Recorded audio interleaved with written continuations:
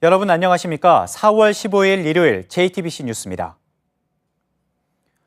트럼프 미국 대통령이 시리아 공습에 대해 임무를 완수했다고 했습니다. 러시아는 유엔 안보리에 공습 규탄 결의안을 제출해 반서방 여론전에 나섰습니다. 박상욱 기자가 보도합니다.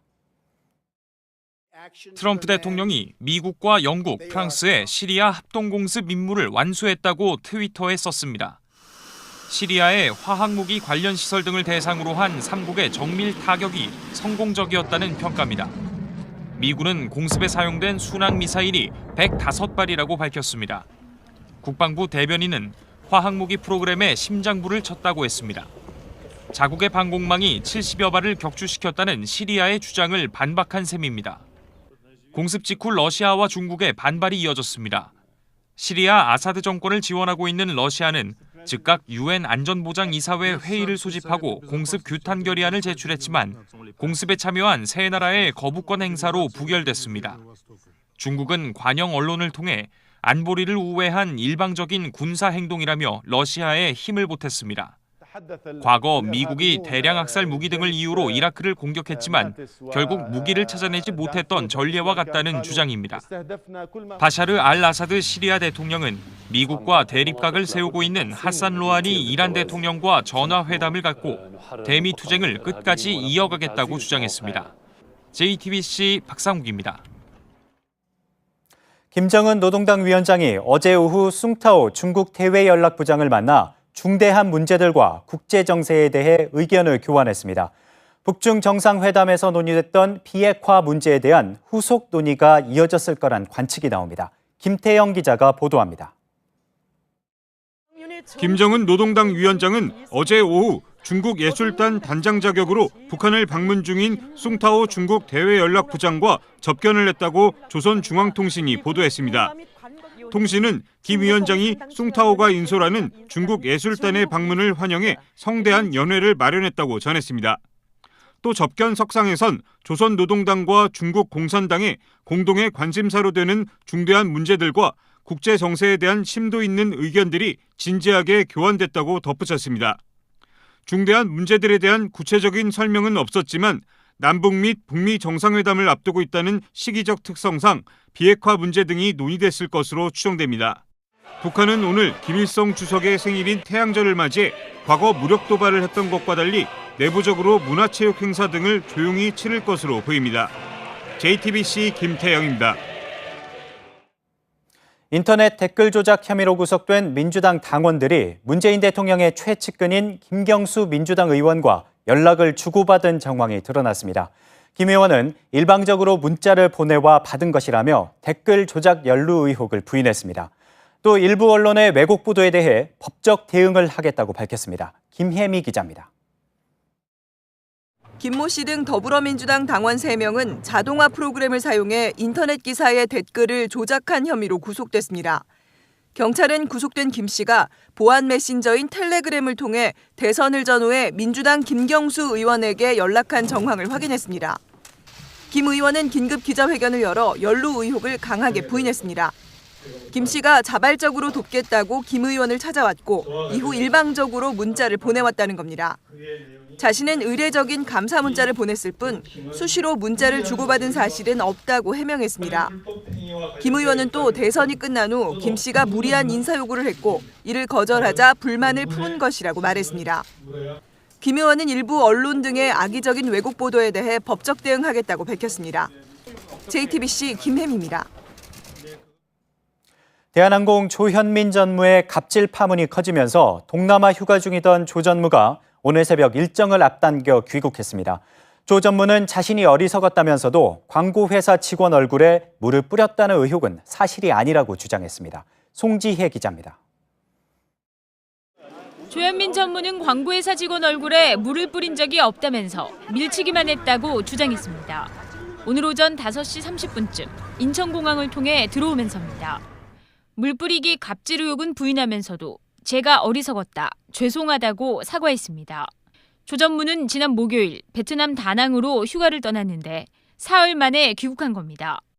조 전무가 출국한 뒤에도 갑질 폭로가 계속 이어지고 어제 저녁엔 조전무로 추정되는 인물이 대한항공 간부에게 폭언을 퍼붓는 음성 파일까지 공개됐습니다.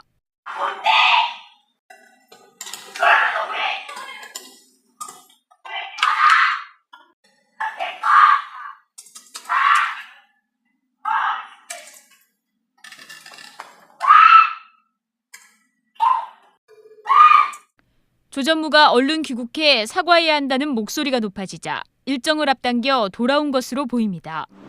대한항공은 이르면 오늘 중에라도 조전무가 기자회견을 열어 사과하는 방안을 검토하고 있습니다.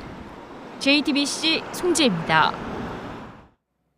비리 혐의로 검찰 수사를 받아온 삼양식품 전인장 회장과 김정수 사장 부부가 재판에 넘겨졌습니다. 서울 북부지검은 횡령 혐의로 두 사람을 불구속 기소했습니다. 전 회장 부부는 삼양식품이 계열사에서 납품받은 식품 재료 중 일부를 자신들이 세운 페이퍼 컴퍼니에서 납품받은 것처럼 꾸며 50억 원을 빼돌린 혐의를 받고 있습니다. 어제 오후 9시쯤 경부고속도로 서울 방향 서울 톨게이트 부근에서 승용차 2대가 충돌해 1명이 숨지고 2명이 다쳤습니다.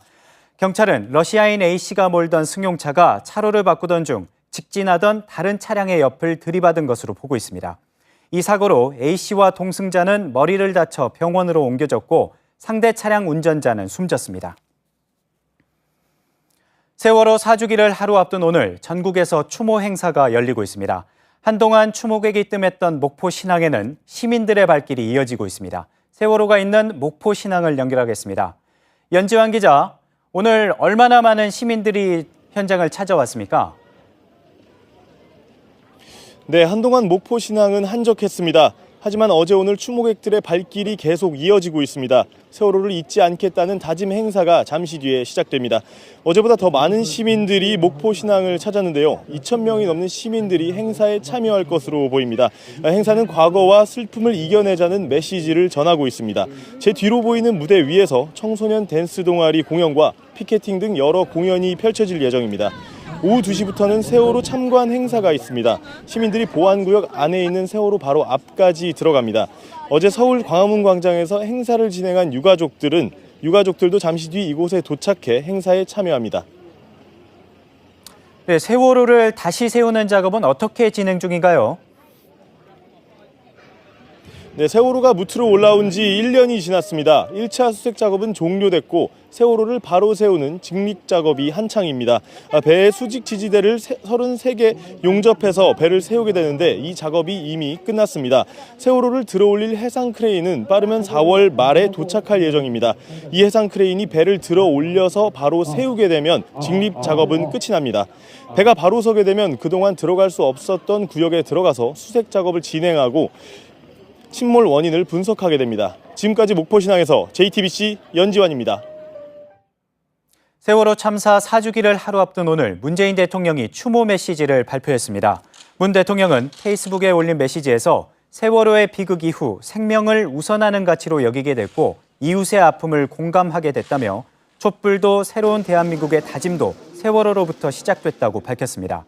문 대통령은 또 유가족들과 국민들 앞에서 세월호의 완전한 진실규명을 다짐한다며 선체조사위와 세월호 특조위를 통해 세월호의 진실을 끝까지 규명해내겠다고 말했습니다.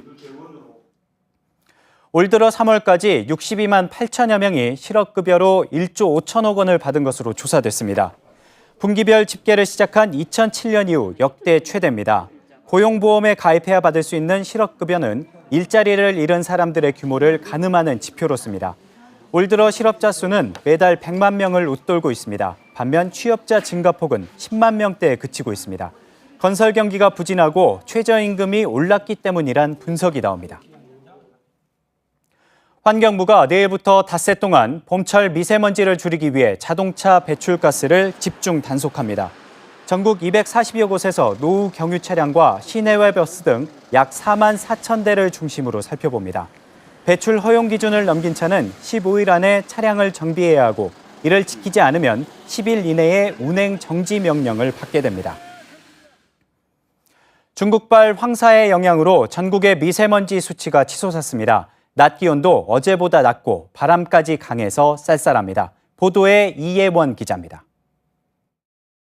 부산과 거제도를 연결하는 거가대교가 뿌옇게 보입니다. 건물 사이로 보이는 하늘도 흐릿합니다. 오늘 오전 한때 경남 지역의 미세먼지 수치는 세제곱미터당 221 마이크로그램까지 올라갔습니다. 울산과 전남이 217, 대전은 161 마이크로그램을 기록했고 서울도 116 마이크로그램까지 올라갔습니다. 모두 나쁨 수준인 80 마이크로그램을 훌쩍 넘겼습니다. 어제 중국 북동지방에서 발원한 황사가 오늘 새벽 서해안 지역을 시작으로 우리나라에 영향을 줬기 때문입니다. 오후에는 미세먼지 농도가 더 짙어집니다. 전국 곳곳에서 매우 나쁨 수준까지 올라가는 곳도 있다고 기상청은 밝혔습니다. 기온도 어제보다 떨어졌습니다. 오늘 낮 최고 기온은 서울 13도, 대구 18도, 부산 19도로 평년보다 2에서 4도가량 낮습니다. 여기에 바람까지 불면서 체감온도는 조금 더 내려갑니다. 쌀쌀한 날씨는 내일까지 이어지고 황사는 내일 아침부터 조금씩 사라질 것이라고 기상청은 내다봤습니다. JTBC 이혜원입니다.